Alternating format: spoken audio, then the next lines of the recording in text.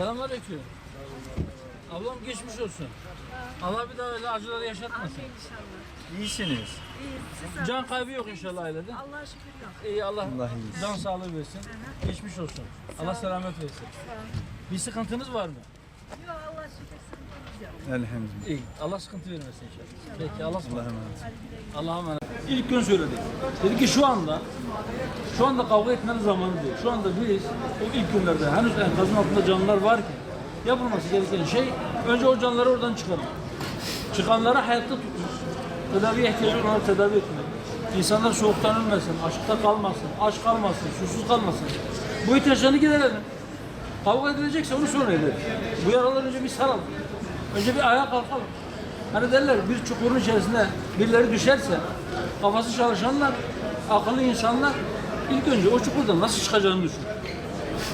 Daha az kafası çalışanlar der ki kim bu çukuru kazdı? Birisi der ki ben nasıl düştüm? Öbürü der ki kim beni şaşırttı? Öbürü der ki niye bunun üstü kapatılmadı? Velhasıl birisi kalkar tozunu siler, birisi karanlığa küfreder. Bunlar hiç hepsinin zamanı ayrı ayrı. Önce biz bu çıkalım bu düştüğümüzü. Değerli basın mensupları, deprem bölgelerini geziyoruz. Bugün de Malatya'daydık. Doğanşehir taraflarına gittik. Bazı köylerimizi ziyaret ettik. Hastanede depremde yaralanan vatandaşlarımızı ziyaret ettik. Çadır kentlerde vatandaşları dinledik. Sorun ve sıkıntılarını dinledik, not ettik.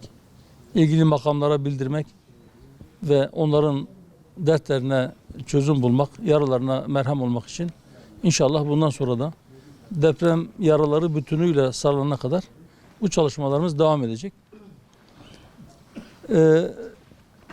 Depremin ilk günlerindeki sorun ve sıkıntıların büyük oranda hafiflediğini ya da ortadan kalktığını görmek mümkün. Elbette bütünüyle tamamen eskisi gibi depremden önceki hayata dönmüş olduğumuzu söylemek mümkündür. Belki mümkün değildir. Belki bir yıl sürecek en azından normale dönmek. İlk başta belki vatandaşların barınma ve gıda talepleri vardı. Büyük oranda barınma ve gıda ile ilgili sorunlar çözülmüş gözüküyor. Bazı yerlerde halen daha çadırla ilgili eksiklikler var. Diğer bölgelerde tespit ettiğimiz yine vatandaşların banyo ve tuvalet ihtiyaçlarıyla ilgili şikayetler kısmen de olsa burada da devam ediyor. Ama önemli oranda bunlar da çözülmüş durumda. Kültür merkezinin önünde kurulan bir çadır kent var. Daha doğrusu oraya kurulan AFAD çadırları var. Oradaki vatandaşların oradan ayrılmayla ilgili dile getirdikleri bazı sıkıntılar var. Bazı kırsal mahallelerde bulunan vatandaşların özellikle büyük yıkım yaşayan köylerde çadır sıkıntısının yanında bir de hayvanları için bir barınak istiyorlar. İnşallah biz tespit ettiğimiz bütün bu sorun, şikayet ve talepleri elimizden geldiğince bizim çözebileceğimiz sorunları biz kendimiz çözeceğiz. Merhem olabiliyorsak yapacağız. Ama devlet imkanlarıyla ya da kamunun imkanlarıyla ancak çözülebilmesi mümkün olan sorunları da ilgili makamlara götüreceğiz. Buradan koordinasyon merkezine biraz sonra gidip orada yetkililerle görüşeceğiz. Koordinatör bakan eğer oradaysa kendisiyle değilse koordinatör valilerimizle sorunları görüşeceğiz. Deprem çok geniş bir alanı vurdu. Çok büyük bir hasara, çok büyük bir yıkıma yol açtı. Rabbim bir daha böyle felaketler yaşatmasın milletimize. Ben bu vesileyle bir kez daha bu depremde hayatını kaybetmiş vatandaşlara Allah'tan rahmet diliyorum. Geride kalanlara sabır diliyorum, hayırlı ömürler diliyorum. Yaralılarımıza şifa diliyorum. Bu büyük çaplı depremin on binlerce can kaybına sebep olan ve yine on binlerce binanın yıkılmış olmasına ya da yıkılması gereken bir hale, ağır hasarlı bir duruma gelmesine neden olan bu depremin yaralarını ancak milletçe hep beraber el ele vererek inşallah saracağız.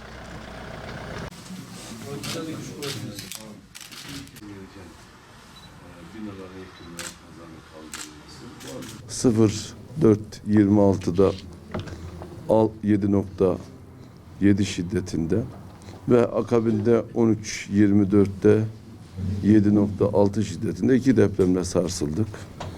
Tabii bu süreç içerisinde 100 bin kilometrekarelik alanda ve 11 ilimizde bu depremin felaket ölçüsünde acılarını yaşıyoruz. Tabii bu acılarımızın sarılması gerekiyor. Bu bir milli felakettir. Bu milli felaketin de milli birlik, beraberlik, dayanışmayla ancak üstesinde geliriz. Sayın Cumhurbaşkanımızın, bakanlarımızın, milletvekillerimizin, siyasi parti genel başkanlarımızın, sivil toplum örgütlerimizin başkanları, üyeleri her alanda, her yerde yoğun bir şekilde deprem bölgelerine, felaket bölgelerine duyulan ayni ve nakdi yardımları, yiyecek, içecek, yiyecek ve barınma ile ilgili yardımları göndermişlerdir. Şu an itibariyle Malatya'mızda vefat sayımız 1390 civarındadır.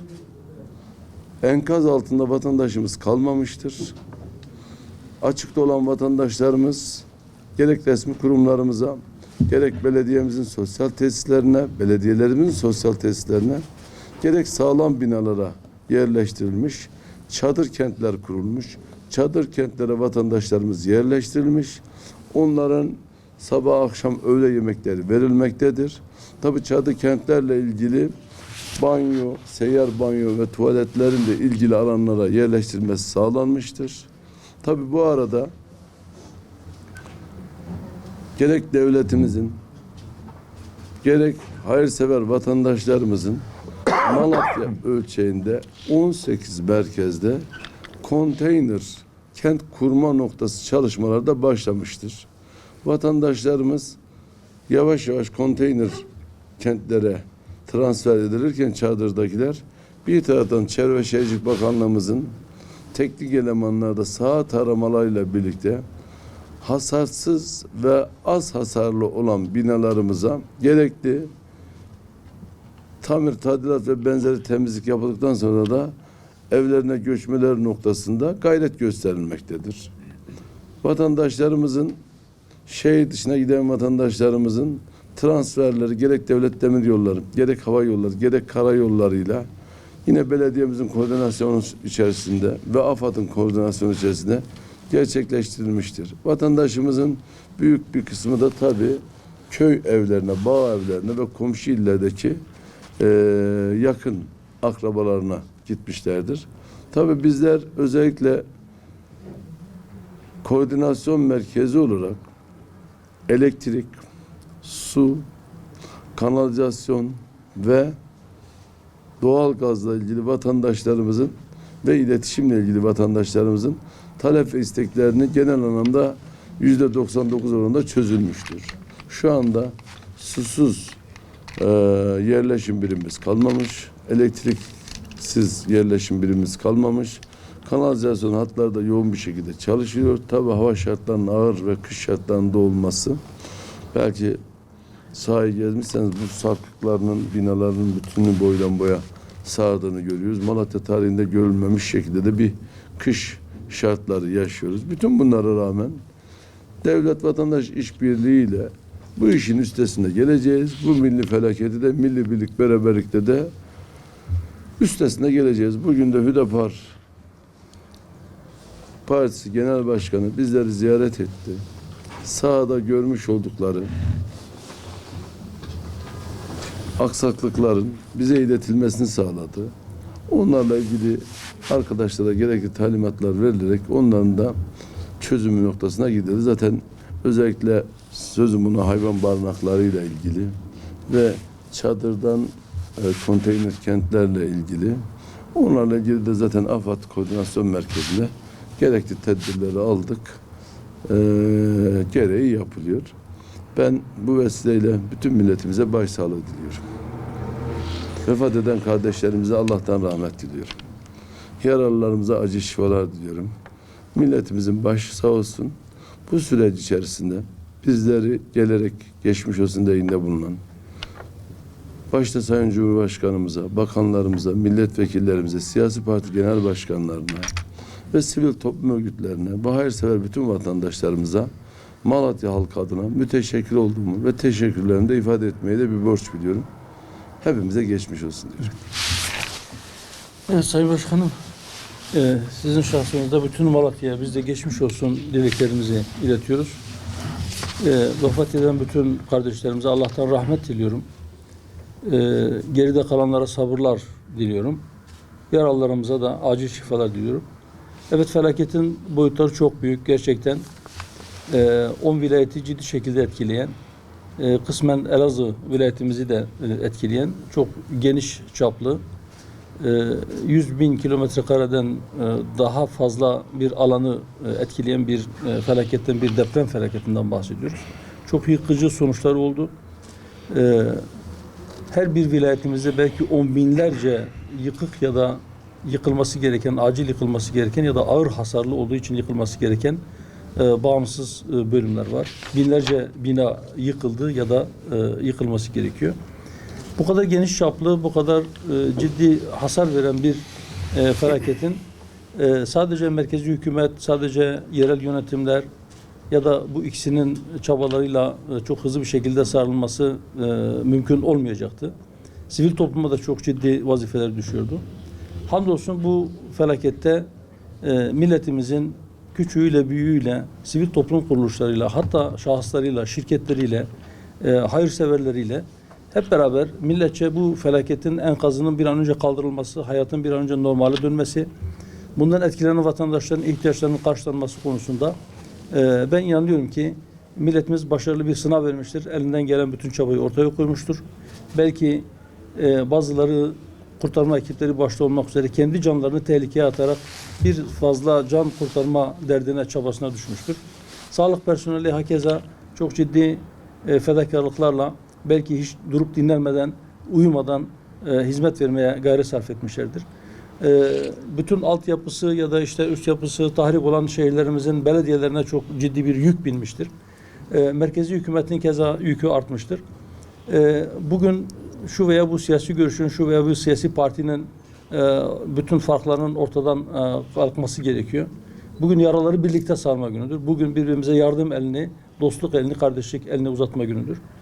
Biz de bu anlamda bu deprem bölgesinde bize ne düşüyor, ne yapabiliriz? Elimizden gelen çabayı ortaya koymak, depremden zarar gören kardeşlerimizin imdadına, yardım çağrılarına yetişmek için bütün deprem bölgelerini dolaşıyoruz. Genel Başkan Yardımcılarımızla birlikte 12 ayrı ekip kurduk. Bazı vilayetlerimiz çok ciddi hasar aldığı için merkezi ayrı, onun taşra ilçelerini ayrı ekipler halinde geziyoruz ve o yaraları sarmaya gayret sarf ediyoruz. Bizzat yetişebildiğimiz veya yapmamız gereken bir şey varsa onu yapmaya çalışıyoruz. Gözden kaçan, yapılması gereken belediyelerin ya da merkezi hükümetin ya da AFAD'ın, koordinasyon merkezlerinin yetişmesi gereken eksikleri de not edip onu ilgililere bildirip o yaraların bir an önce sarılmasına bu şekilde bir katkı sunmaya gayret sarf ediyoruz. Bugün de Malatya ziyaretimiz bu kapsamda gerçekleşti. Birkaç yere uğradık. Yaralarımızı ziyaret ettik. Bazı köylere gittik. Çadır kentlerimizi ziyaret ettik. Vatandaştan gelen talepler, onlardan gelen şikayetleri de Sayın Başkanımıza bildirdik. İnşallah onların da bir an önce giderilmesi konusunda elden gelen bütün çabanın ortaya konacağından biz eminiz. İnşallah bir an önce o eksikler de giderilir. Ben bu vesileyle tekrar bu felakette kaybettiğimiz, can veren bütün vatandaşlarımıza, bütün kardeşlerimize Allah'tan rahmet diliyorum. Geride kalanlara sabırlar diliyorum. Yaralılara acil şifalar diliyorum. Ve bu yaraların sarılmasında ortaya bir emek, bir katkı, bir çaba ortaya koyan herkese, gönüllüsünden resmi görevlisine, sivil toplumundan kamu personeline, herkese milletim adına teşekkür etmeyi de bir borç biliyorum. Sayın Başkanımın şahsında tekrar bütün Malatya'ya geçmiş olsun diyorum. Başsağlığı diliyorum. Allah bir daha böyle felaketleri milletimize yaşatmasın. Teşekkür ederiz.